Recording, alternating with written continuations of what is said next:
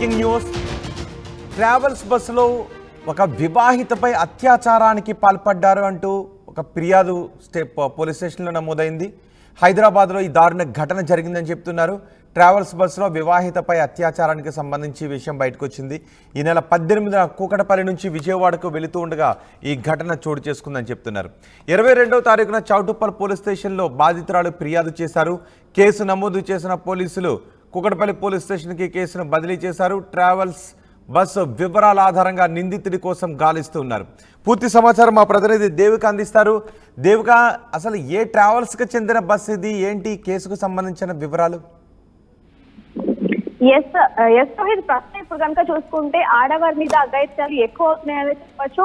అంటే పబ్లిక్ ప్లేస్లలో కూడా ఈ విధంగా ఆడవారి మీద అఘాయిత్యాలు ఎక్కువ అవుతున్నప్పటికీ కూడా, అంటే ఒక ట్రావెల్ బస్ లో దాదాపుగా అంటే ఎక్కువ ప్రయాణికులు ఉన్నప్పటికీ కూడా ఒక మహిళ మీద, అది కూడా వివాహిత మీద, దాదాపు 28 సంవత్సరాలు ఉంటే ఆ మహిళ మీద ఒక ఎవరైతే ఈ ట్రావెల్ కి బస్ కి చెందిన వాళ్ళు ఉన్నారో వాళ్ళు అఘాయిత్యానికి అయితే పాల్పడడం జరిగింది. అయితే ఇది ఆలస్యంగా వెలుగులోకి వచ్చిందనే చెప్పాలి. ప్రస్తుతానికి సెప్టెంబర్ 18 ఈ ఘటన జరిగినప్పుడు ఎవరైతే ఈ మహిళ ఉందో ఆ మహిళ దాదాపుగా కుక్కట్పల్లి నుంచి విజయవాడ వెళ్తున్న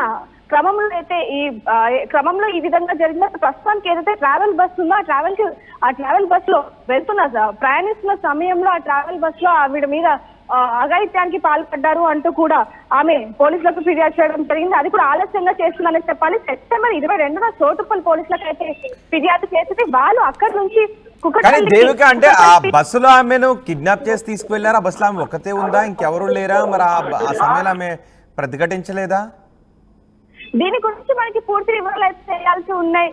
ప్రస్తుతానికి ఏంటంటే బస్సు అంటే దాదాపుగా ప్రయాణికులు అందరూ ఉంటూనే ఉంటారు. కానీ ఇంకొకటి ఇక్కడ మనం ఆలోచించాల్సింది ఏంటంటే రోహిత్, ప్రస్తుతానికి ఏదైతే ఈ మహిళ, ఈ వివాహిత పెళ్ళైన మహిళ 28 సంవత్సరాల మహిళ ఎవరైతే ఉన్నారో ఆవిడ సెప్టెంబర్ 15 వెళ్తున్నప్పుడు ఆ రోజే కనుక కంప్లైంట్ ఇచ్చుకుంటుంటే అంటే ఒక లేట్ గా ఇవ్వడం వెనకాల ఉన్న అసలు కారణం ఏంటి అనే కోణంలో కూడా పోలీసులు దర్యాప్తు చేపడుతున్నారు. ఇంకొకటి ఏంటంటే ఏదైతే ట్రావెల్ బస్ కు సంబంధించి ఆవిడ కంప్లైంట్ ఇచ్చినప్పుడు ఏదైతే ట్రావెల్ బస్ కు సంబంధించి దాని వివరాలు కూడా సరిగ్గా ఇవ్వలేదు అంటూ కూడా కొంతవరకు అయితే మనకి తెలుస్తోంది. ప్రస్తుతానికి ఏదైతే కుక్కట్పల్లి నుంచి ఆవిడ విజయవాడ వెళ్తున్న సమయంలో ఏ బస్ అయితే తను ఎక్కిందో ఆ బస్ లో తనని అసభ్యకరంగా తనని చూశారు అంటూ, ఇష్టం వచ్చినట్టు తనతో ప్రవర్తించారు అంటూ కూడా పోలీసులకి అంటే నా మీద అత్యాచారం జరిగింది అంటూ కూడా ఏదైతే చోటుప్పల్ పోలీస్ స్టేషన్ లో అయితే తను కంప్లైంట్ ఇవ్వడం జరిగింది. ప్రస్తుతానికి ఏదైతే ఇప్పుడు కుక్కట్పల్లి దగ్గర నుంచి వెళ్ళింది కాబట్టి కుక్కట్పల్లికి అయితే ఆ కేసుని బదిలీ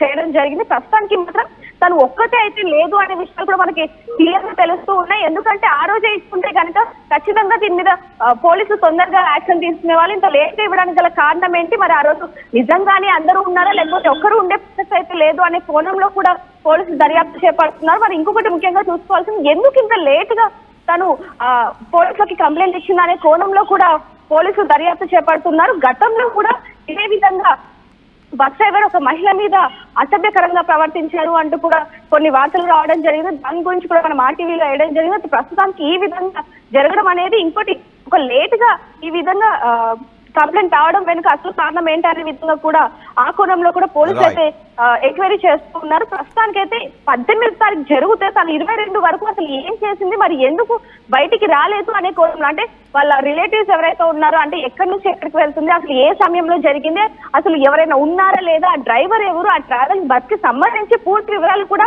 పోలీసులు త్వరలో ప్రెస్ మీట్ పెట్టి చెప్పే ప్రయత్నం కూడా చేయబోతున్నారు. రోహిత్, రైట్ దేవిక, హైదరాబాద్లో దారుణం జరిగింది అని ఒక మహిళ పోలీస్ స్టేషన్లో ఫిర్యాదు చేసింది.